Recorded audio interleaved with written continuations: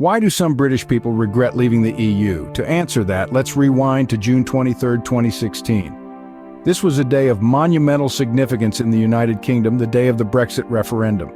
The atmosphere was thick with anticipation as people from all walks of life turned up in droves to cast their votes. With a turnout of over 72%, it was clear that this was a matter close to the hearts of many. The results were neck and neck, with 52% voting to leave and 48% voting to remain. The motivation behind the Leave campaign was steeped in issues of sovereignty and immigration control. The idea of taking back control resonated with many. The desire to reclaim power from Brussels and regain control of British borders was a strong driving force. However, the final results sent shockwaves through the nation and beyond. The United Kingdom, a member of the European Union for more than 4 decades, had voted to sever its ties, and so the United Kingdom made a historic decision to leave the European Union. In the days following the referendum, the United Kingdom woke up to a new reality. The Brexit decision, once a hypothetical, was now a concrete path that the nation would tread. The immediate aftermath was marked by political upheaval. David Cameron, who had campaigned against Brexit, promptly resigned as Prime Minister, making way for Theresa May. And as uncertainty loomed, the pound's value took a nosedive, hitting a 30-year low. Economic forecasts waxed grim, and the ripple effects of the decision started to make themselves felt. The term "regret" was coined during this time, encapsulating the sense of regret felt by some voters who had initially backed Brexit. They believed in a vision of a more independent Britain, but were now faced with the stark aftermath of their choice. The complexities of disentangling the UK from the EU became apparent. Negotiating trade agreements, settling citizens' rights, determining fishing territories.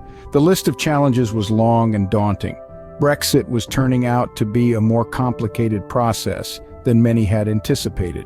The task of untangling the UK from the EU proved to be a Herculean task, leading to years of negotiations and political instability. Trade agreements and the Irish border issue quickly emerged as the most contentious points of the negotiations. On one hand, the UK was grappling with the complexities of forging new trade partnerships while preserving its economic interests. A departure from the EU's single market meant increased paperwork, potential disruptions in trade, and an uncertain economic future. On the other hand, the question of the Irish border posed a significant challenge. The aim was to prevent a hard border between Northern Ireland and the Republic of Ireland, while ensuring the integrity of the EU's single market. This delicate balance led to heated debates and strained negotiations. Amid these complex negotiations, the UK was also wrestling with internal political turmoil. Prime Minister Theresa May, who had taken on the daunting task of steering the Brexit ship, resigned in the face of immense pressure, leading to the appointment of Boris Johnson. Johnson's tenure was marked by multiple general elections, each more contentious than the last, further stirring the pot of political instability. As the Brexit saga dragged on, the specter of regret loomed larger. The years of negotiations, the political upheaval, and the seemingly insurmountable challenges began to cast a long shadow over the decision to leave the EU, leading many to wonder if the cost of Brexit was too high a price to pay. Finally, on January 1st, 2021, the UK officially left the EU, but this was not the end of the story. The post-Brexit era presented a new set of challenges, with the UK grappling to redefine its identity and place in the world. Trade disruptions emerged as a significant hurdle. The once seamless flow of goods between the UK and the EU was replaced by a sea of paperwork, slowing down trade and causing frustration for businesses on both sides. The UK's departure from the EU's single market meant that new rules for travel and pet transport were also put into place, adding to the complexity of the transition. Disputes over fishing rights added another layer of tension. An example of this was the standoff between France and the British dependency of Jersey.